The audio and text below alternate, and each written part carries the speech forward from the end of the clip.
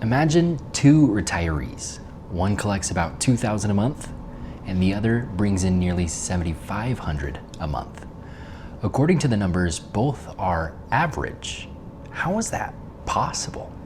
Because when people talk about the average retirement income, they're usually mixing together two completely different statistics. And if you compare yourself to the wrong one, you could think you're doing much better or much worse than you really are. Let's start with the number that gets thrown around the most.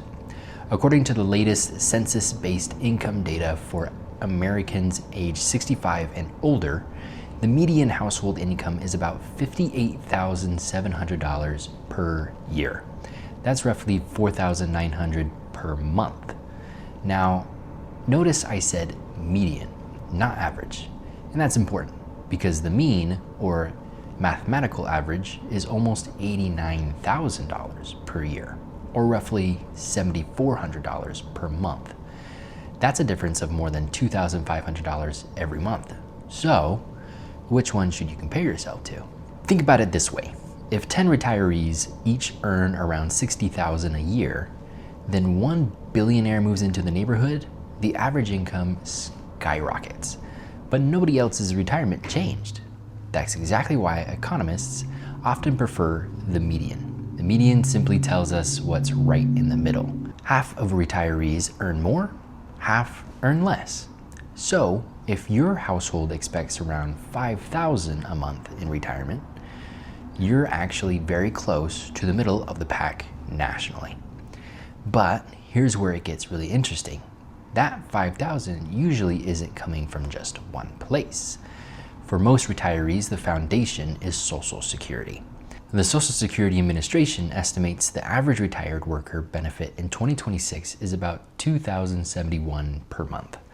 And recent monthly data puts the actual average just over $2,080 per month. So if the typical household has around $4,900 coming in each month, where does the rest come from?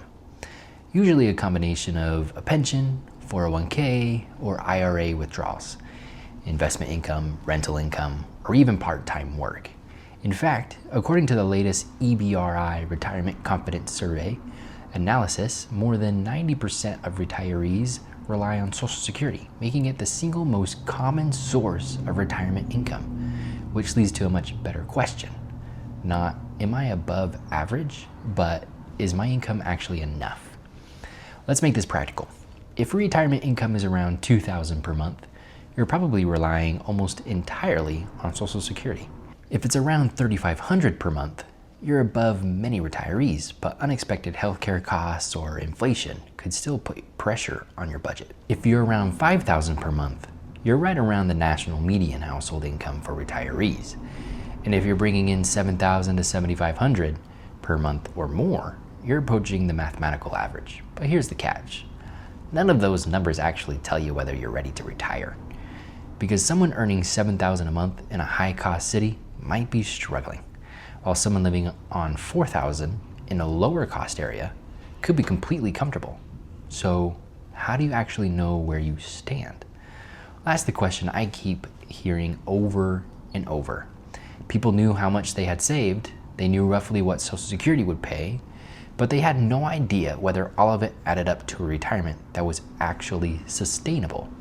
That's why I built the Retirement Readiness Quiz. It takes just a couple of minutes, gives you an instant readiness score, and helps you see whether you're ahead, on track, or whether there are gaps worth addressing before retirement, not after.